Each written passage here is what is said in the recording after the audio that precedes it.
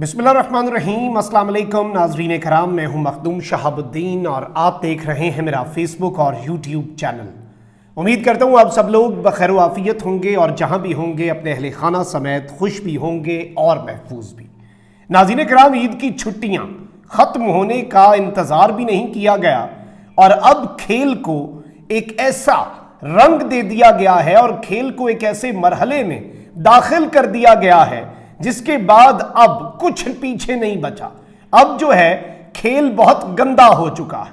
Chief justice of Pakistan justice Umar Ata Bandial के घर की खवातीन की ऑडियो लीक हुई है। इस ऑडियो लीक ने धमाके करने शुरू कर दिए हुए हैं और अब कौन कौन गिरफ्त में आएगा, कौन कौन शिकंजे में आएगा।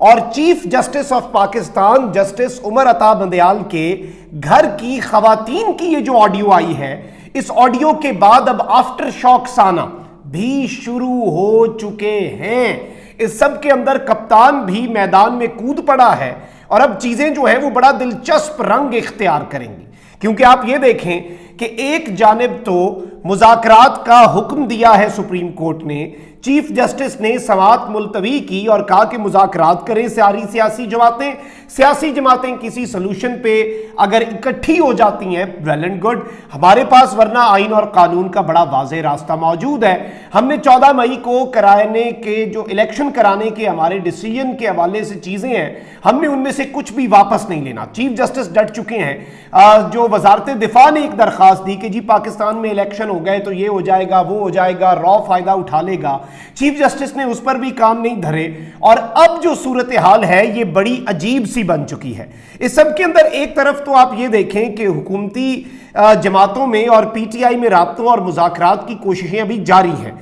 तहरीक-ए-इंसाफ के जो सदर हैं चौधरी परवेज इलाही, उन्होंने कहा कि याद सादिक ने फवाद चौधरी से राब्ता किया है, दुआ है कि इसी से कोई रास्ता निकले और साफ और शफाफ इलेक्शन हो। उन्होंने मौलाना फजल रहमान की प्रेस कॉन्फ्रेंस पर तनकीद करते हुए कहा कि जो के सरबराह JUI ने चीफ जस्टिस अदलिया और इमरान खान के खिलाफ प्रेस कॉन्फ्रेंस की, पंजाब में नून लीग को टिकट के लिए कोई उम्मीदवार ही नहीं मिल रहा। अच्छा, अब हो क्या रहा है? JUI के सरबराह मौलाना फजल रहमान ने कहा है कि वो इमरान खान से मुज़ाकरात की दलील से इत्तफाक नहीं करते। वो क्यों झुकें और किसके सामने झुकें? डेरा इस्माइल खान में गुफ्तगू करते हुए मौलाना फजल रहमान ने कहा कि मैं अपनी प्रेस कॉन्फ्रेंस के हर बहर गुफ्तगू पर कायम हूं, जबकि हम इस वक्त इमरान से मुज़ाकरात के फलसफे और दलील से इत्तफाक नहीं करते।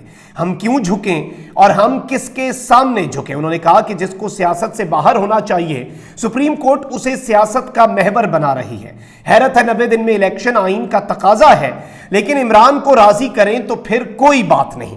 JUI सरबराह का कहना था कि अदालत को भी पार्लियामेंट की करारदाद की तौहीन नहीं करनी चाहिए। सियासतदान सुप्रीम कोर्ट को बताएं कि हम माजरत के साथ आप पर एतमाद ही नहीं करते। तशवीश और सदमे की बात है कि सुप्रीम कोर्ट आज मुकम्मल तौर पर तकसीम है। अब ये बात जो है ये मौलाना फजल रहमान साहब ने जो की है, इसकी वजह क्या है? ये सब मुज़ाकरात के लिए तैयार हैं, ये सब मुज़ाकरात के लिए बिल्कुल रेडी हैं। मुज़ाकरात के मामले के ऊपर ये बिल्कुल बैक एंड पे बहुत कुछ चल रहा है, लेकिन इस तरह की स्टेटमेंट्स एक दो बंदे इन्होंने रखे हुए हैं इस तरह के, मौलाना फजल रहमान, मरियम नवाज की ट्वीट्स, ये सब कुछ प्रेशर के लिए और एक प्रेशर बिल्डिंग टैक्टिक्स के तौर पे ये सारी के सारे हरबे जो हैं ये इस्तेमाल किए जा रहे हैं। इनकी वजह क्या है ये भी पूरी कौम जानती है।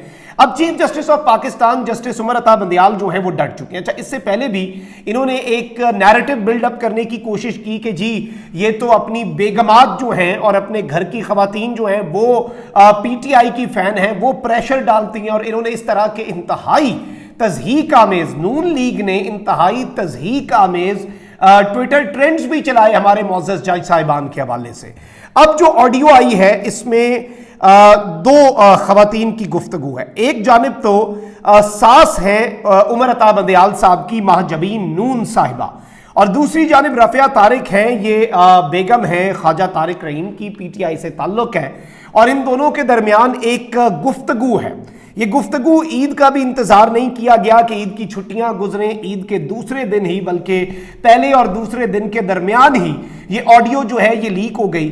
और इस ऑडियो के ग्राफिक्स को अगर आप ऑब्जर्व करें, स्टडी करें, तो ये बिल्कुल उसी तर्ज के हैं जो इमरान खान के खिलाफ ऑडियोज लीक हुई, या फिर जो पीटीआई के टिकट्स के मामलात के ऊपर कुछ ऑडियोज लीक होती हैं, बिल्कुल ये उसी फैक्ट्री के अंदर तैयार शुदा ऑडियो है। अब इस ऑडियो से क्या चीफ जस्टिस ऑफ पाकिस्तान के किरदार पे सवालिया निशान लग गया है, क्योंकि उसके बाद धमाके होना शुरू हो चुके हैं।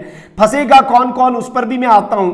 और इमरान खान साहब ने इस सब के अंदर एक बड़ा खड़ाक कर दिया है, एंट्री दे दी है, उस पर भी आता हूं। लेकिन पहले आप जरा ये ऑडियो सुन लें। हेलो राफिया, क्या होगा यार? मैं तो रात से ना उमर के लिए पढ़ पढ़ के मैं तुम्हें नहीं बता सुबह से क्या ये और लोगों को भी क्या है। और उमर को एक मैसेज भेजा मैंने कहा तुमने लाहौर के जलसे में मैं मौजूद थी, वहाँ लाखों बंदा था, इसी तरह हर शहर में लाखों बंदा है। और तुम सिर्फ ये अंदाजा लगा लो कि तुम्हारे लिए कितनी दुनिया दुआ कर रही है इस वक्त, इससे तुम्हारी हिम्मत बहुत बड़ी और तुम्हारी सेफ्टी हिम्मत करे। और नहीं उसकी सेफ्टी बहुत बड़ी है, उनको कमजोर करे कि उनके हिम्मत, उनको तो अल्लाह करे और जो बाकी उनको अंधा कर दे। मैं तो ये कह रही हूँ, वो तो traitors हैं of this country. Look at the way they are doing it. वही ना, but now they saying why he got the authority to do it? No, but no.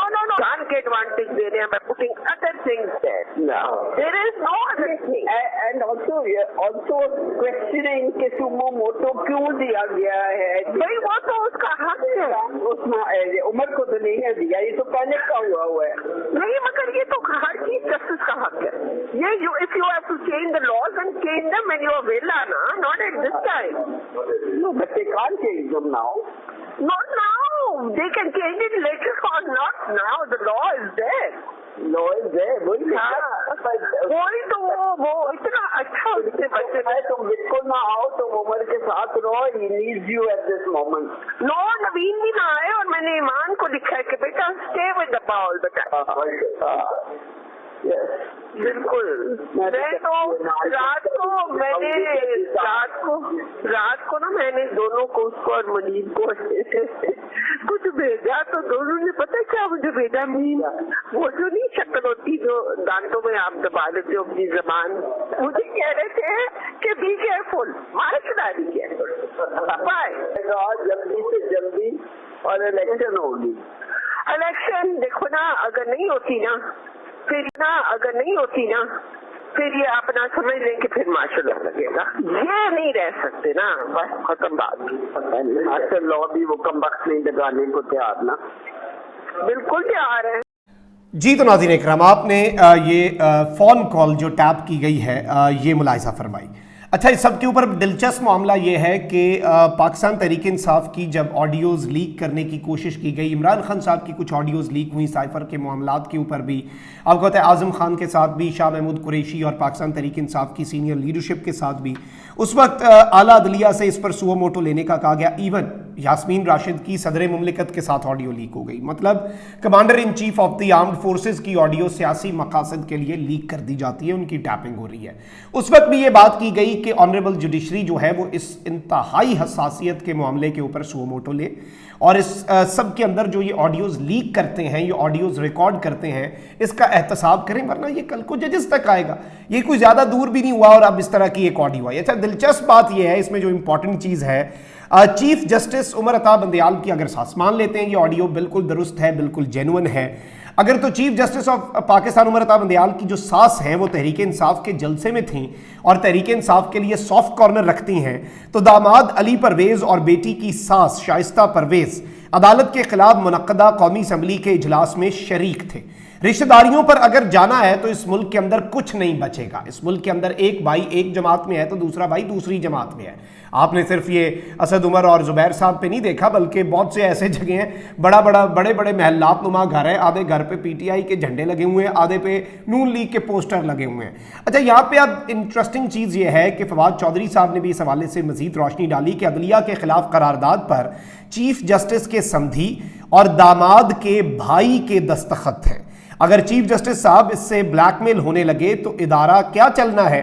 Justice منصور علی شاہ اور اطہر من اللہ کو ان آڈیو لیکس پر پوزیشن لینی چاہیے.